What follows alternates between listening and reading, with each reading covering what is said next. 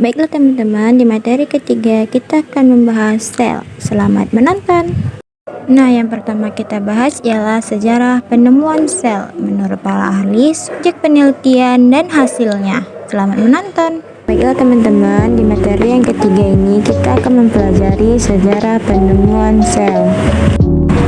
Apakah sel itu? Sel adalah unit terkecil dari sebuah sistem penyusun seluruh makhluk hidup yang dapat melaksanakan kehidupan. Nah, sel disebut unit terkecil karena sel tidak bisa lagi untuk dibagi menjadi bagian yang lebih kecil yang dapat berdiri sendiri. Nah, sel juga dapat melakukan proses kehidupan seperti melakukan perombakan, respirasi, penyusunan, reproduksi dengan cara membelah sel dan peka terhadap rangsangan. Berdasarkan penjelasan tersebut, maka tubuh kamu disusun oleh sel. Lalu bagaimanakah manusia dapat mengetahui adanya sel? Nah, sejarah penemuan sel.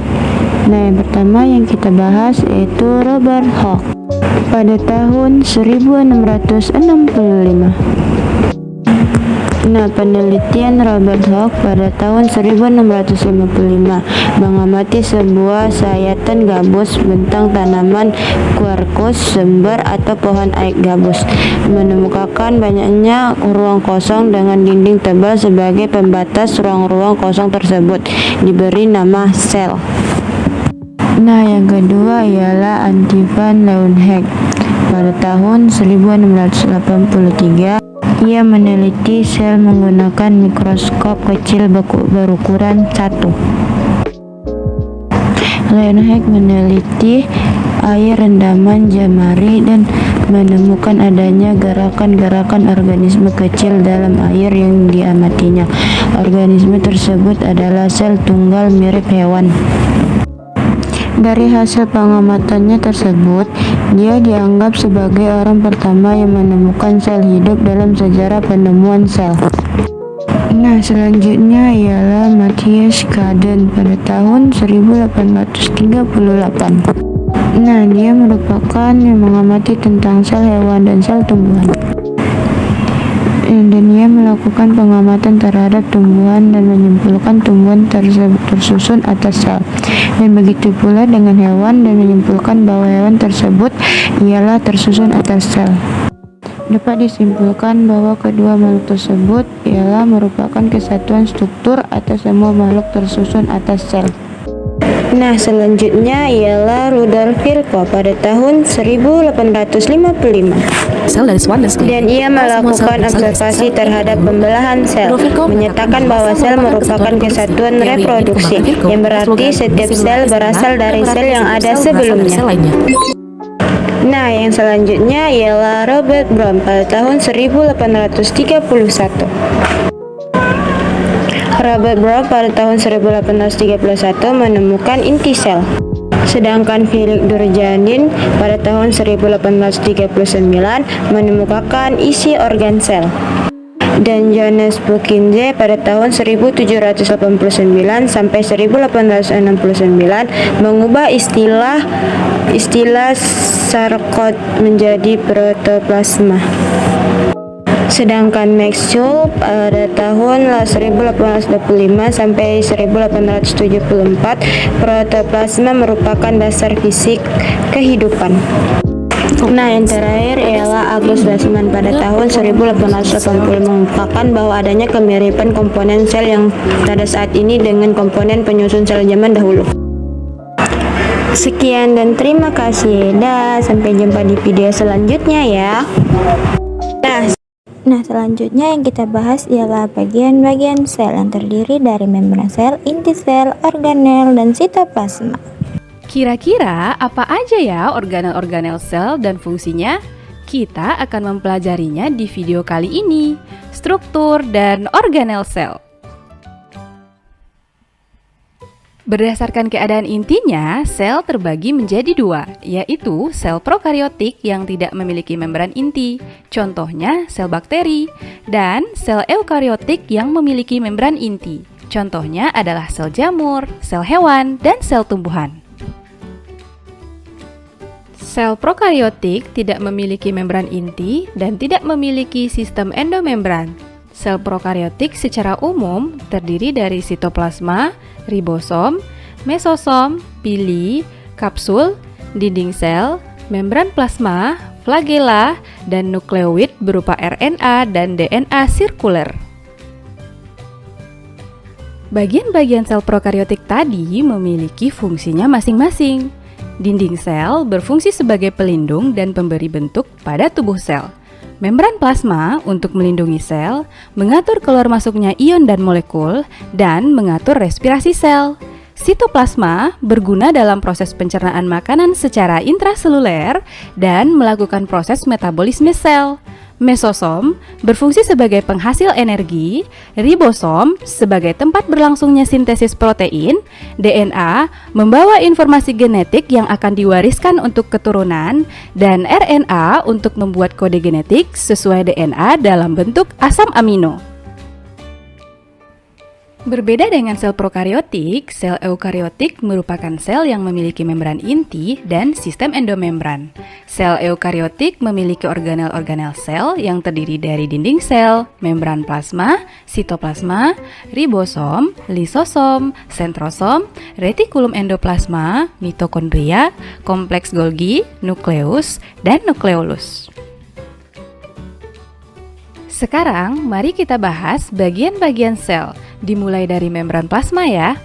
Membran plasma memiliki sifat selektif permeabel, yaitu dapat menyeleksi molekul yang masuk ke dalam sel. Membran plasma tersusun atas lipid, protein, dan karbohidrat. Pada membran plasma terdapat fosfolipid bilayer. Fosfolipid terdiri dari lapisan fosfat pada kepala dan lipid pada ekor, berbentuk rangkap dan bersifat fluid atau dapat berubah-ubah bentuk dan posisi. Fosfolipid bilayer terdiri dari dua daerah, yaitu hidrofilik yang merupakan bagian kepala yang suka air dan hidrofobik bagian ekor yang tidak suka air.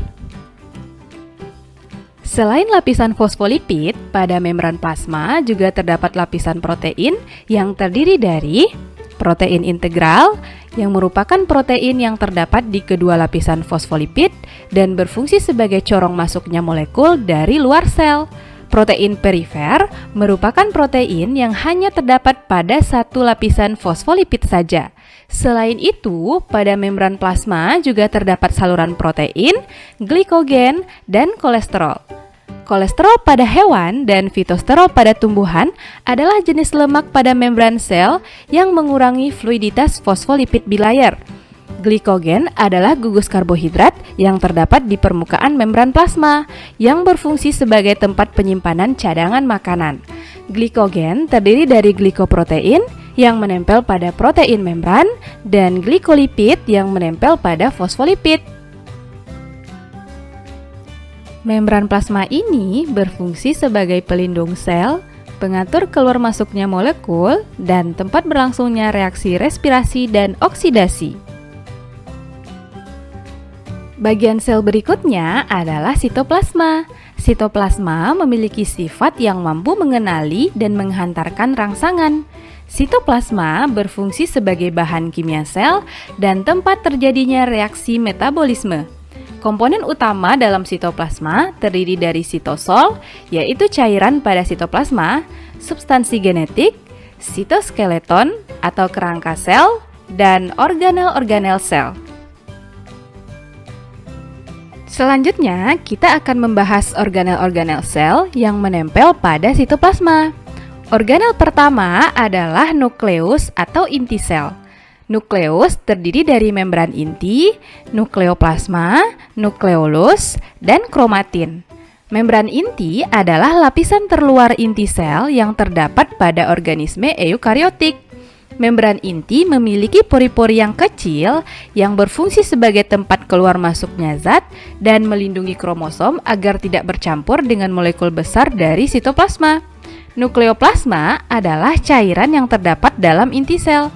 Nukleolus adalah anak inti sel yang berfungsi sebagai tempat sintesis RNA. Kromatin adalah bagian inti sel yang menjadi tempat kromosom. Nukleus berfungsi mengatur pembelahan sel, mengendalikan seluruh kegiatan sel, membawa informasi genetik, replikasi DNA, dan sintesis protein. Organel berikutnya, retikulum endoplasma. RE merupakan penghubung membran inti, ribosom, dan badan Golgi yang berbentuk kantung pipih yang memenuhi sebagian sitoplasma. Retikulum endoplasma ada dua macam, yaitu RE halus dan RE kasar. Retikulum endoplasma halus adalah RE yang tidak memiliki ribosom, letaknya jauh dari membran inti. Fungsi dari RE halus adalah sebagai tempat sintesis lemak untuk hormon, metabolisme karbohidrat, penyimpanan kalsium, dan detoksifikasi racun. Retikulum endoplasma kasar adalah RE yang memiliki ribosom. Letaknya kebanyakan dekat dari membran inti. Fungsinya adalah untuk mensintesis protein bersama ribosom yang akan digunakan di membran atau di luar sel. Jadi, secara umum, fungsi RE adalah menyintesis lemak dan kolesterol sebagai alat transportasi antar molekul, menetralkan racun, dan menampung protein yang disintesis oleh ribosom yang terdapat di RE kasar. Selanjutnya, ribosom.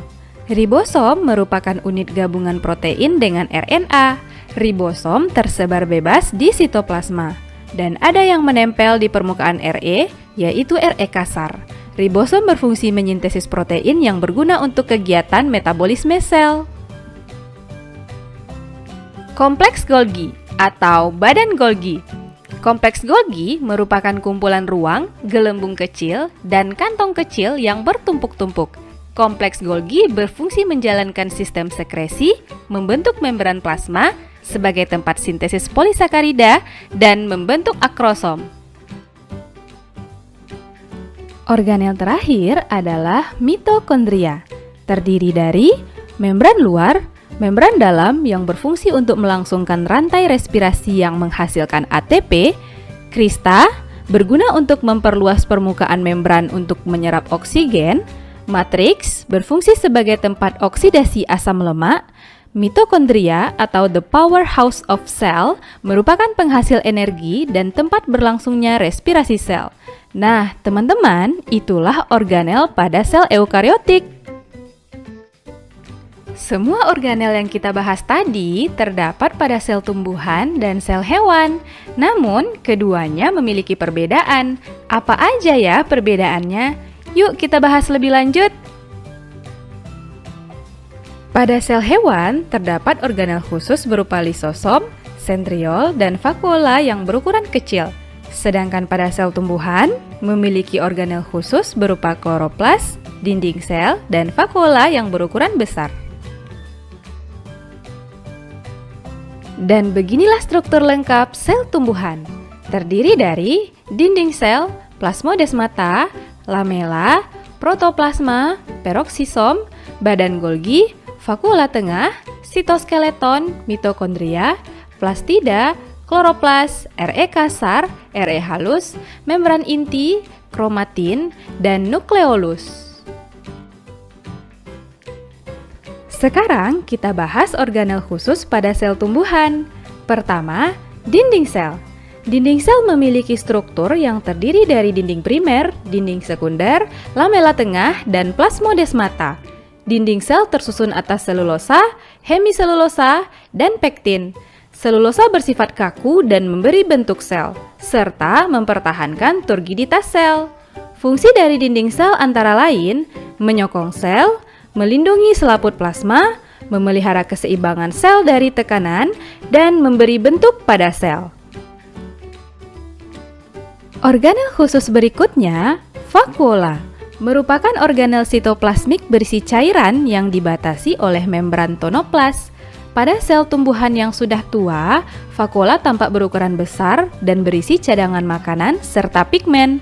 Vakuola terbagi menjadi 3 jenis, yaitu vakuola tengah atau tonoplas, vakuola yang mendominasi sel tumbuhan yang berfungsi sebagai tempat penyimpanan makanan, vakuola makanan, vakuola yang berfungsi sebagai tempat pencernaan, penyimpanan, dan pengedaran makanan. Vakuola kontraktil, vakuola berdenyut yang berfungsi sebagai osmoregulator, yaitu pengatur nilai osmotik dalam sel. Secara keseluruhan, vakuola berfungsi sebagai tempat menyimpan zat makanan, penyimpanan pigmen, menyimpan minyak atsiri, memasukkan air melalui tonoplas, dan sebagai tempat penimbunan sisa metabolisme. Organel khusus sel tumbuhan terakhir adalah plastida. Plastida memiliki struktur yang terdiri dari membran luar, membran dalam, grana, dan tilakoid. Plastida merupakan organel bermembran rangkap yang berasal dari perkembangan proplastida di daerah meristematik. Berdasarkan pigmen yang dikandungnya, plastida dibedakan menjadi kloroplas, mengandung klorofil yang berguna sebagai tempat fotosintesis, kromoplas, mengandung pigmen non-fotosintetik yang terdiri dari warna merah, oranye, dan kuning. Leukoplas, pigmen tidak berwarna yang berguna sebagai tempat penyimpanan makanan. Berikutnya, struktur lengkap dari sel hewan. Terdiri dari membran plasma, sentrosom, peroksisom, sitoskeleton, protoplasma, badan Golgi, ribosom, lisosom, mitokondria, kromatin, nukleolus, membran inti, RE kasar, RE halus, dan vakuola kecil. Selanjutnya, kita akan membahas organel khusus pada sel hewan. Organel khusus pertama adalah lisosom. Lisosom merupakan kantong membran yang berisi enzim pencernaan berupa protease, lipase, nuklease, dan fosfatasa. Lisosom memiliki fungsi untuk melakukan pencernaan intrasel, menghancurkan struktur sel yang tidak dikehendaki atau autofag, membebaskan enzim keluar sel atau eksositosis, menghancurkan diri sel atau autolisis. Dan organel khusus kedua adalah sentriol. Sentriol memiliki struktur berbentuk bintang yang berfungsi dalam pembelahan sel baik secara mitosis maupun meiosis. Pada sel hewan juga terdapat sentrosom yang terdiri dari 2 sentriol yang juga berperan dalam pembelahan sel. Nah, selanjutnya yang kita bahas ialah daur sel terbagi menjadi 2, ialah mitosis dan meiosis.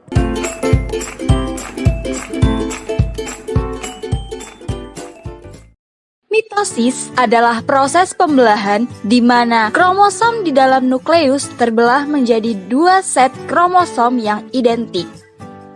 Sedangkan meiosis, ciri pembelahan secara meiosis adalah terjadi di sel kelamin, jumlah sel anaknya 4, kromosom setengah induknya, dan pembelahan terjadi 2 kali.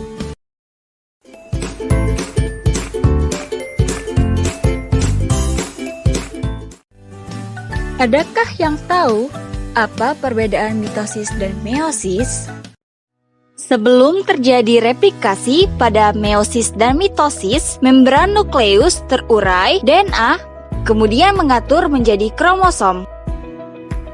Pada meiosis, pasangan kromosom bersatu dan terjadi silang yang mengakibatkan tercampurnya informasi genetik antara pasangan kromosom.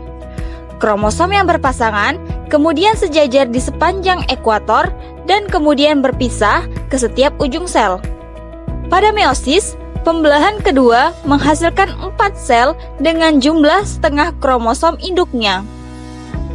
Mitosis hanya terjadi 1 kali pembelahan yang menghasilkan 2 sel tanpa perubahan dalam jumlah kromosom atau kromosom identik dengan induknya.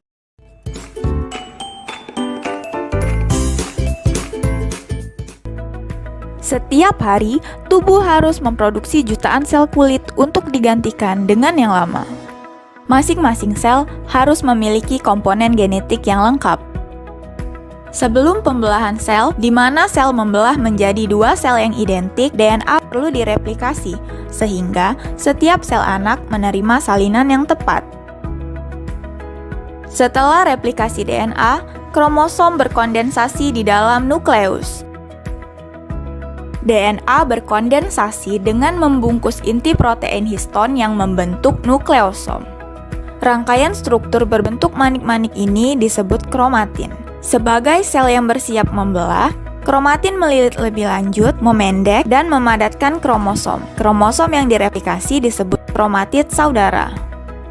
Replikasi DNA dan pembentukan kromatid merupakan salah satu bagian dari seluruh siklus sel. Untuk mempersiapkan pembelahan sel, sel melewati interfase yang dibagi menjadi 3 fase yang berbeda. Selama G1 atau fase gap 1, semua organel dan komponen sitoplasma, termasuk sentriol pada sel hewan, bereplikasi. Kemudian, selama fase S atau fase sintesis, DNA bereplikasi. Akhirnya, selama G2 atau fase gap 2, semua enzim yang dibutuhkan dalam proses pembelahan sel diproduksi. Kebanyakan sel eukariotik membutuhkan waktu yang lama dalam interfase dan waktu yang sangat singkat, yaitu proses pembelahan yang disebut mitosis.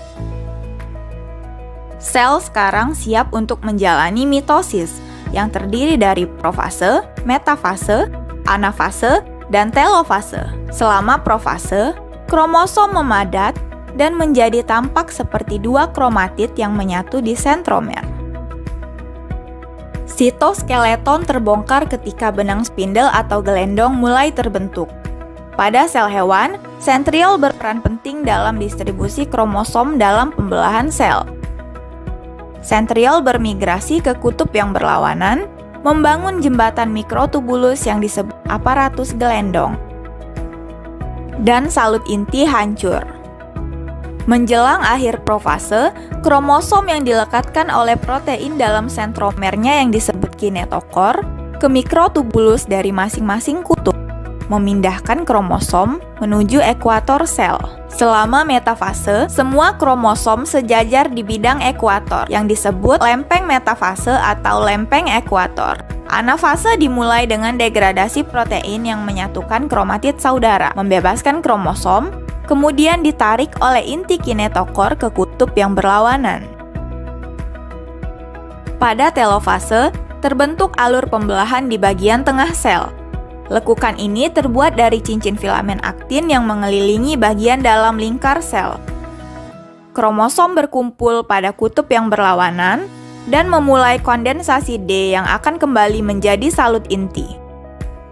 Aparatus gelendong dibongkar karena mikrotubulus dipecah menjadi monomer tubulin yang digunakan untuk membentuk sitoskeleton pada sel anak. Pada sel hewan, sitokinesis melengkapi pembelahan sel dengan memperluas alur pembelahan untuk memisahkan sel anak yang baru terbentuk. Selama siklus sel, checkpoint tertentu ditemui untuk memastikan keakuratan, dan jika tidak, siklus sel akan berhenti di checkpoint tersebut dan memperbaiki atau menghambat sel untuk membelah. Checkpoint pertama adalah checkpoint G1S dan dianggap sebagai titik utama di mana siklus sel berlanjut atau berhenti. Sinyal eksternal dan faktor pertumbuhan dapat memengaruhi siklus sel dan kemajuan pada atau sebelum checkpoint. Checkpoint G2M memungkinkan sel yang telah berhasil menyelesaikan ketiga fase interfase untuk memulai mitosis. Checkpoint terakhir adalah checkpoint spindle yang memastikan bahwa semua kromosom menempel pada spindle sebagai persiapan untuk anafase. Faktor pertumbuhan, ukuran sel, dan status gizi sel adalah semua faktor yang berkontribusi dalam regulasi siklus sel, memastikan bahwa hanya sel-sel tertentu yang membelah pada waktu yang tepat. Setelah semua checkpoint di interfase selesai, mitosis dapat terjadi. Dari interfase hingga sitokinesis, seluruh proses pembelahan sel dapat memakan waktu rata-rata 10 hingga 20 jam pada sel tumbuhan atau hewan, bergantung pada sifat dan kegunaan sel. Proses tersebut dapat terjadi pada frekuensi yang berbeda. Meskipun proses mitosis dan meiosis terlihat mirip, ada beberapa perbedaan utama. Satu perbedaan yang jelas adalah mitosis menghasilkan 2 sel anak yang diploid dan meiosis menghasilkan 4 sel anak yang haploid. Seperti halnya mitosis, Meiosis dimulai setelah sebuah sel selesai dengan G1, S, dan G2 tahap dari interfase. Selama fase S pada interfase, DNA menggandakan diri menghasilkan 2 duplikat dari setiap kromosom yang disebut kromatid bersaudara. Sentriol yang terdapat di dalam sitoplasma mengalami duplikasi dan mulai bergerak ke kutub yang berlawanan untuk membentuk benang spindle. Kromatid bersaudara melekat pada sentromer dan berpasangan ketika sel memasuki profase 1 meiosis. Sampai saat ini, sel terlihat serupa dengan mitosis, tetapi 2 peristiwa terjadi pada meiosis yang tidak terjadi pada mitosis dan menyebabkan keragaman genetik. Peristiwa pertama terjadi pada profase 1. Pasangan kromatid bersaudara terletak berdampingan dalam proses yang disebut sinapsis, membentuk tetrat atau bivalen. Setelah struktur ini dibentuk peristiwa kedua yang disebut pindah silang dapat terjadi. Saat pindah silang, terjadinya pertukaran antara segmen kromosom dari kromatid non-bersaudara. Hal ini meningkatkan keragaman genetik. Profase 1 ditutup dengan fragmentasi dari salut inti. Menduplikasi sentriol bergerak ke kutub yang berlawanan dari sel. Saat sentriol bergerak, dari dalam sentriol memperpanjang benang-benang spindle. Pada prometafase 1, pasangan sentriol membentuk benang-benang spindle. Kromatid bersaudara menempel pada benang-benang spindle oleh kinetotor mereka. Perbedaan lain antara mitosis dan meiosis, karena sinapsis dan pindah silang di meiosis, kromosom homolog tetap selaras, sehingga kromatid bersaudara hanya terikat pada satu kutub dari mikrotubulus kinetokor. Pada mitosis, setiap pasangan kromatid melekat pada benang spindle. Benang spindle berasal dari kutub yang berlawanan. Pada tahap metafase 1, kromosom tetrat berjajar di wilayah ekuator. Karena banyaknya keberagaman, pemerataan dipilih secara acak dan menambah keberagaman. Pada anafase 1, kromosom yang homolog berpisah dan bergerak menuju kutub yang berlawanan. Meiosis 1 berakhir dengan telofase 1 ketika kromosom berpisah dan membran inti terbentuk kembali. Sitokinesis membelah materi sitoplasma dan 2 sel anak dihasilkan dari pembelahan tersebut. Hasil dari meiosis 1 adalah 2 sel anak yang haploid. Meiosis 2 dimulai tanpa melalui tahap interfase. Sentriol berduplikasi dan bergerak menuju kutub yang berlawanan. Pada profase 2, kromatid bersaudara berkondensasi ketika salut inti mulai menghilang. Pada tahap ini pula, benang spindle mulai terbentuk. Pada prometafase, kromatid bersaudara melekat pada benang spindle dari 2 kutub. Pada metafase 2, kromatid bersaudara berjajar pada bidang ekuator. Pada tahap selanjutnya, yakni anafase 2. Pada tahap ini, terjadi pemisahan kromatid bersaudara dengan cara ditarik menuju kutub yang berlawanan. Proses berakhir pada tahap telofase 2, di mana benang-benang spindle menghilang dan membran inti mulai terlihat. Sitokinesis terjadi dan memisahkan 2 sel anak menjadi 4 sel anak yang haploid. Sel anak yang haploid akan menjadi gamet antara sel sperma atau sel telur. Ketika terjadi pembuahan, akan membentuk zigot, kemudian tumbuh menjadi seorang anak. Seorang anak menerima setengah kromosom dari ibunya dan setengah lagi dari ayahnya. Karena pria dan wanita menghasilkan jutaan gamet dan gamet tersebut akan terseleksi secara acak ketika terjadi pembuahan. Hal ini berkontribusi pada keberagaman genetik. Hal ini menjelaskan mengapa seorang anak tidak identik dengan orang tuanya. Mengapa pada saudara tidak identik? Keberagaman ini berasal dari beberapa sumber. Pada profase 1, kromatid tidak bersaudara dapat bertukar DNA melalui persilangan untuk meningkatkan keberagaman genetik kromatid masing-masing. Pada profase 1, kromosom yang tidak homolog dapat bertukar DNA melalui pindah silang yang meningkatkan keberagaman genetik dari masing-masing kromosom. Berlanjut dari pindah silang, pasangan kromosom homolog berjajar secara sendiri-sendiri di sepanjang plat metafase dan terbagi secara terpisah pada sel anakan. Proses ini disebut hukum berpasangan secara bebas, menghasilkan 4 gamet yang secara genetik berbeda. Ketika jumlah kromosom bertambah pada organisme, jumlah perbedaan genetik pada gamet meningkat 2 pangkat N. Artinya, organisme dengan jumlah N sama dengan 3 dapat menghasilkan 8 gamet yang unik. Pada manusia di mana N sama dengan 23, terdapat 2 pangkat 23 gamet unik yang terbentuk atau sekitar 1 juta kombinasi kemungkinan yang berbeda-beda. Kombinasi dari berpasangan secara bebas, pindah silang, dan berpasangan secara acak pada gamet selama reproduksi seksual meningkatkan keragaman dan menjelaskan mengapa seorang anak tidak akan terlihat mirip dengan orang tua dan saudara-saudaranya.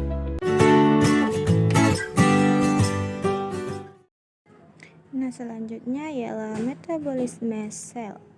Perlu diingat, metabolisme merupakan semua reaksi kimia yang terjadi di dalam tubuh, baik membuat energi atau menggunakan energi.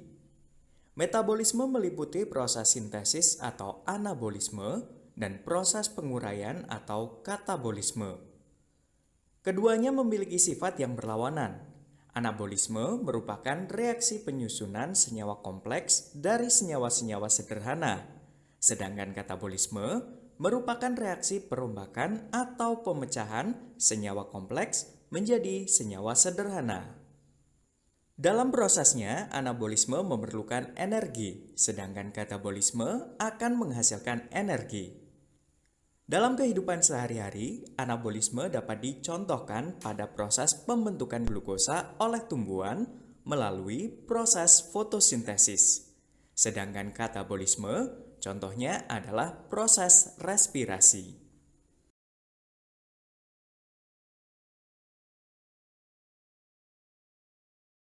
Salah satu contoh anabolisme adalah proses fotosintesis. Adakah yang masih ingat bagaimana proses fotosintesis terjadi? Apa saja bahan-bahan yang digunakan? Nah, untuk mengingat kembali proses fotosintesis, perhatikan ilustrasi berikut ini. Bahan yang digunakan dalam proses fotosintesis adalah karbon dioksida yang dihasilkan dari hasil respirasi manusia maupun dari udara luar. Selain karbon dioksida, bahan yang digunakan adalah air.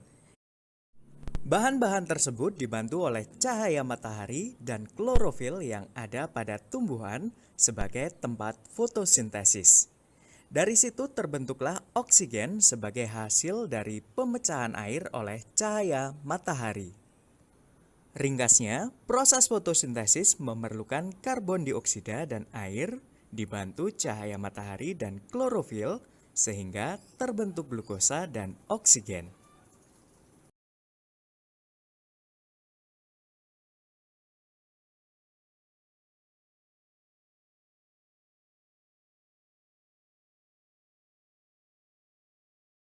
Selanjutnya proses katabolisme, contohnya adalah respirasi. Tapi sebelum kita pelajari bagaimana prosesnya, apa kamu sudah tahu apa tujuan bernafas? Supaya tetap hidup? Oke, tentu saja. Atau untuk pertukaran antara oksigen dan karbon dioksida? Itu juga tidak salah. Fungsi respirasi atau bernafas adalah salah satunya untuk menghasilkan energi.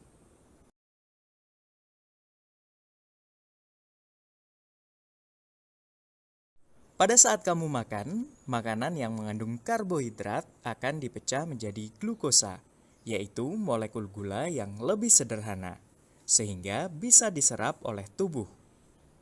Karbohidrat yang sudah dipecah menjadi glukosa, kemudian oleh darah akan dibawa ke sel-sel tubuh melalui proses respirasi untuk mendapatkan energi dalam bentuk adenosin trifosfat atau ATP.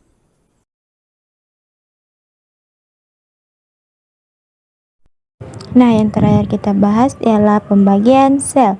Terbagi menjadi dua, yaitu prokaryoid dan eukaryoid. Kita umum punya makhluk hidup eukariotik yang tersusun atas sel-sel eukariotik dan makhluk hidup prokaryotik yang tersusun atas sel prokariotik.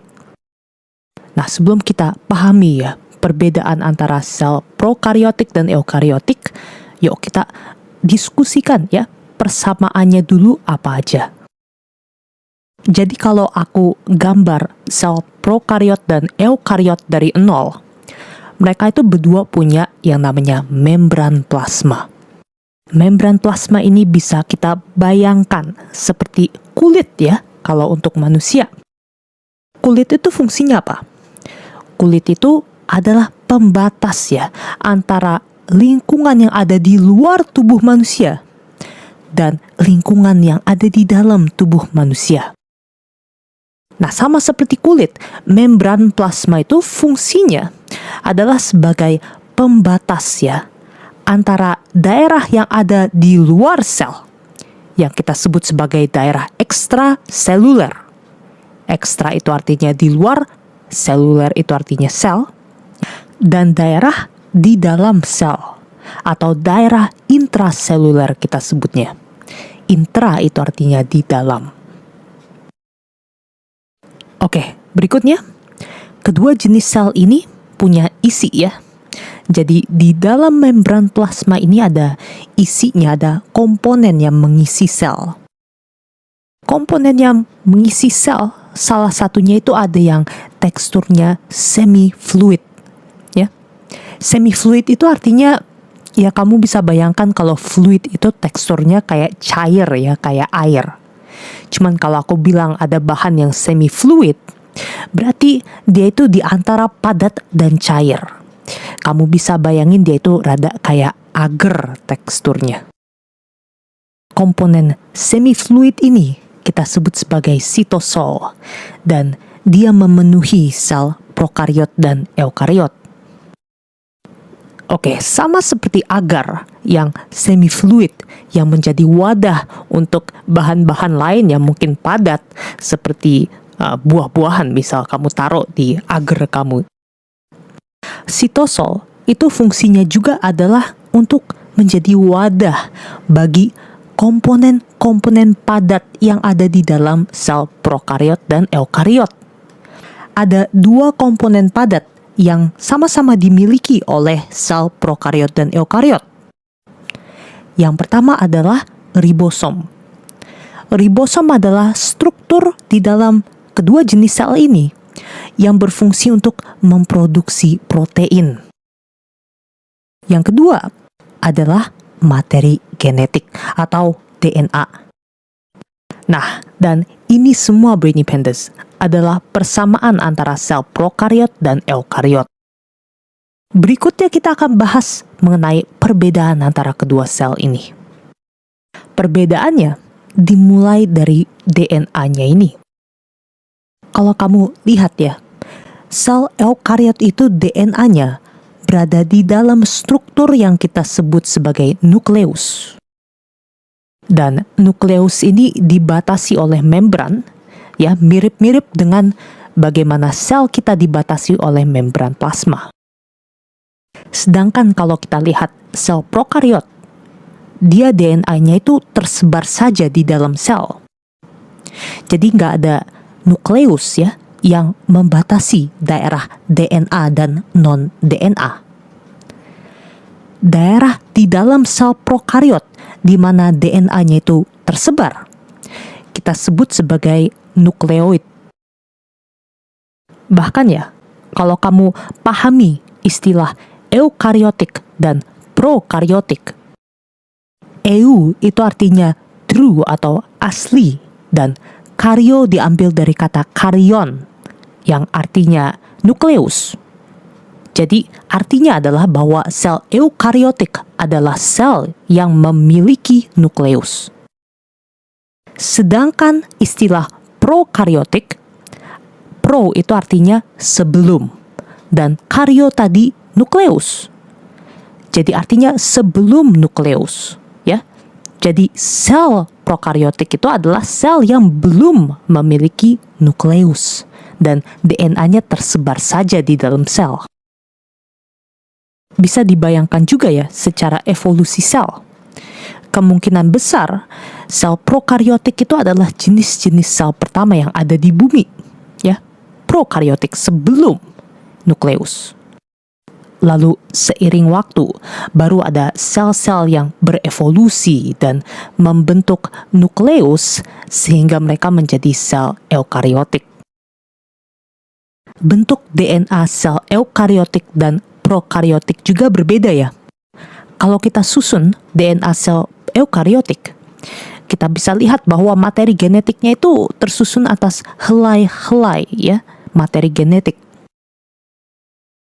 Kalau sel prokariotik DNA-nya kita jabarkan, meskipun dia itu terlihat berantakan aslinya, kalau kita luruskan dia hanya tersusun atas satu materi genetik yang bentuknya bundar atau sirkuler. Berikutnya adalah istilah sitoplasma. Untuk sel prokariotik, sitoplasma itu mencakup semua yang ada di dalam membran plasma. Sedangkan untuk sel eukariotik, istilah sitoplasma itu hanya mencakup daerah di antara membran plasma dan nukleus. Nah, perbedaan berikut antara sel prokariot dan eukariot adalah isi dari sitoplasma. Kalau di sel prokariot, isi dari sitoplasma yang mungkin adalah ribosom dan DNA. Kalau di eukariot, selain ribosom, kita juga punya struktur yang memiliki fungsi-fungsi tertentu ya, yang kita sebut sebagai organel. Organel itu ada berbagai jenis dan tiap jenis organel memiliki fungsinya masing-masing.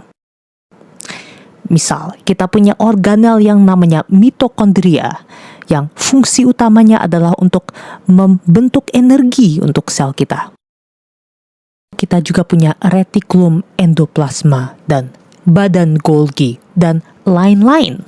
Dan organel-organel ini memiliki fungsinya masing-masing yang mungkin aku akan bahas di video lain aja.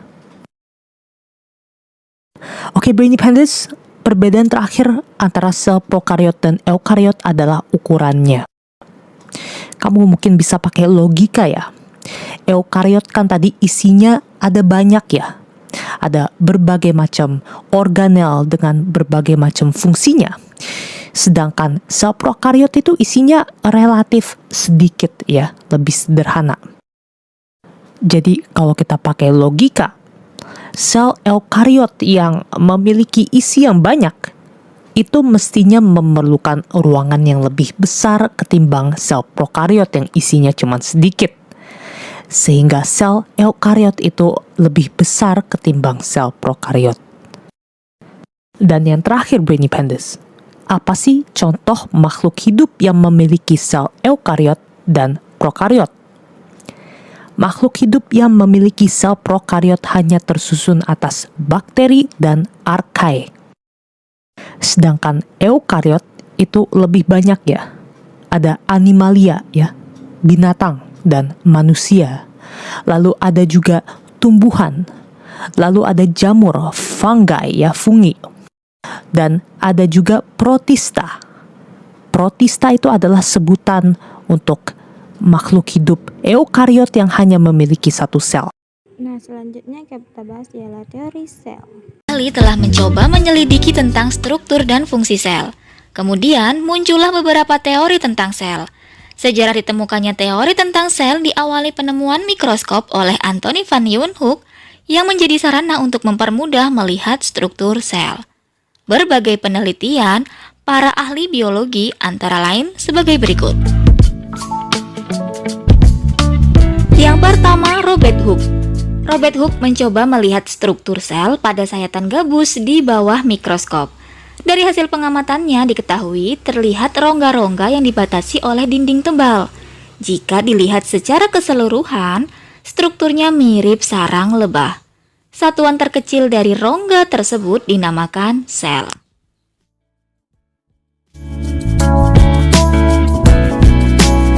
Yang kedua, Sladen dan Cewan.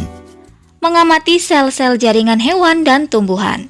Sladen mengadakan penelitian terhadap tumbuhan. Setelah mengamati tubuh tumbuhan, ia menemukan bahwa banyak sel yang tumbuh. Akhirnya, ia menyimpulkan bahwa satuan terkecil dari tumbuhan adalah sel. Sewan melakukan penelitian terhadap hewan.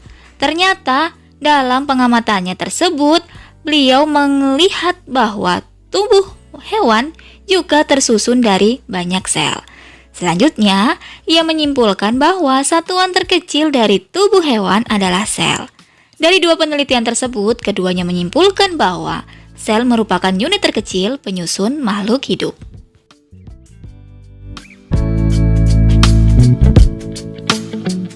Yang ketiga, Robert Brown mengamati struktur sel pada jaringan tanaman anggrek dan melihat benda kecil yang terapung-apung dalam sel, yang kemudian diberi nama inti sel atau nukleus. Berdasarkan analisisnya diketahui bahwa inti sel selalu terdapat dalam sel hidup dan kehadirannya itu sangat penting, yaitu untuk mengatur segala proses yang terjadi di dalam sel.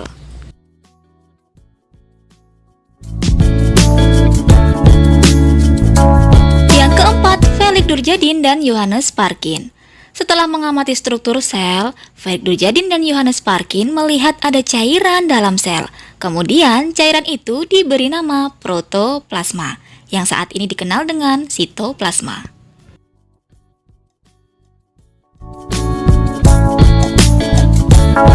Yang kelima, Maxwell menegaskan bahwa protoplasma merupakan dasar-dasar fisik kehidupan.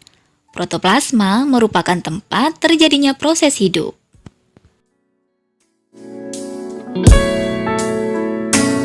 Dari pendapat beberapa ahli biologi tersebut, akhirnya melahirkan beberapa teori sel antara lain.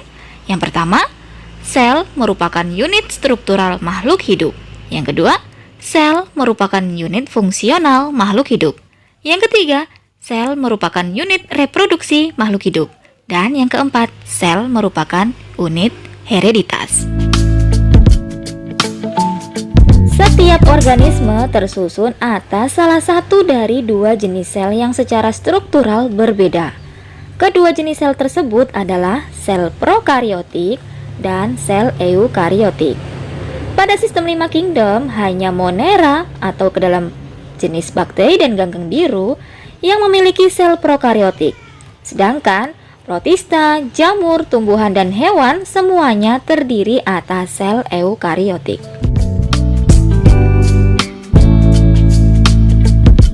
Sel prokariotik berasal dari bahasa Yunani, yaitu prokariot.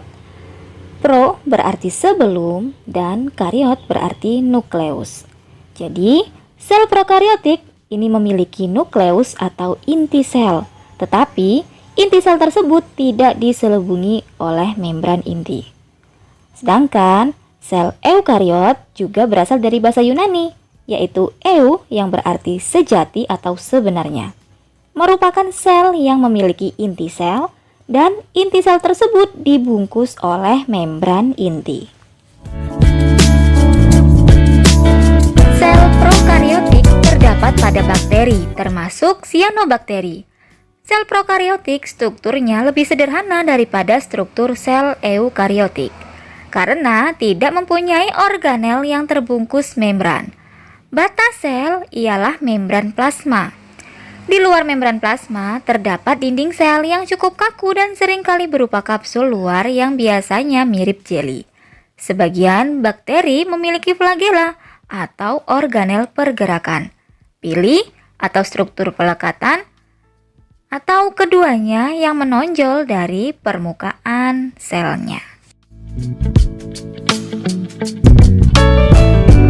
Sel eukariotik adalah sel yang memiliki nukleus atau inti yang terbungkus membran.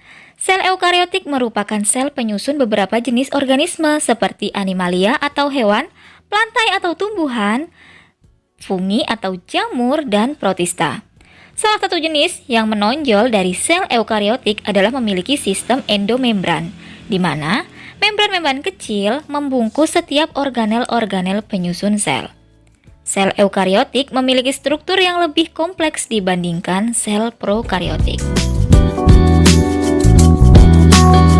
Berikut adalah bagian-bagian sel dan penjelasannya.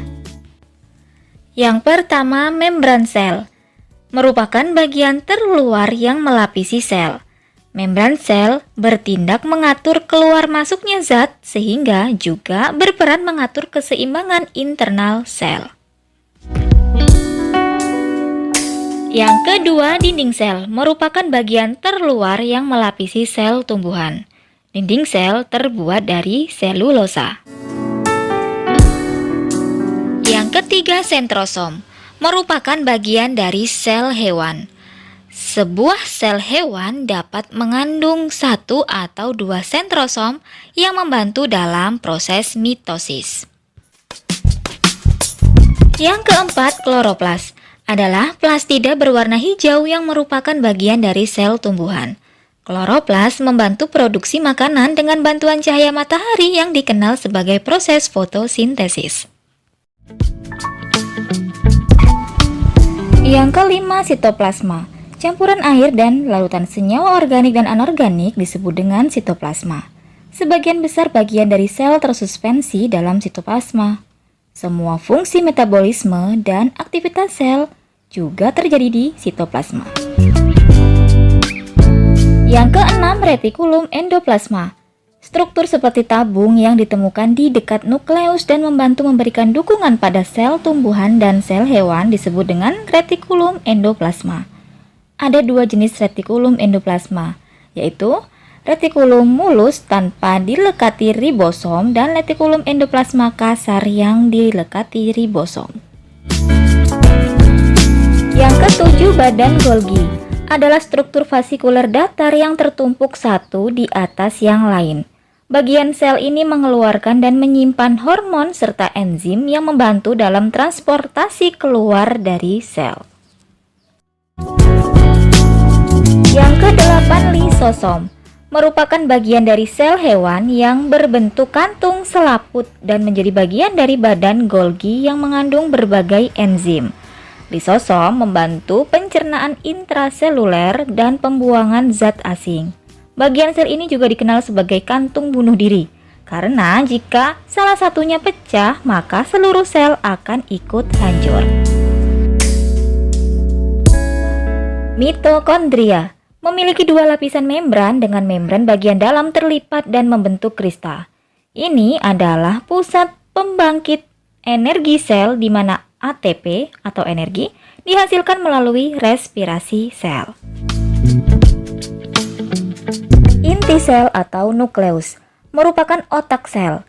Inti sel mengontrol semua fungsi yang terjadi di dalam sel serta berisi cetak biru kehidupan, yaitu DNA. Ribosom merupakan bagian sel yang mengandung RNA dan berfungsi membantu sintesis protein. Vakuola merupakan vasikel besar dan berlimpah yang terdapat dalam sel tumbuhan.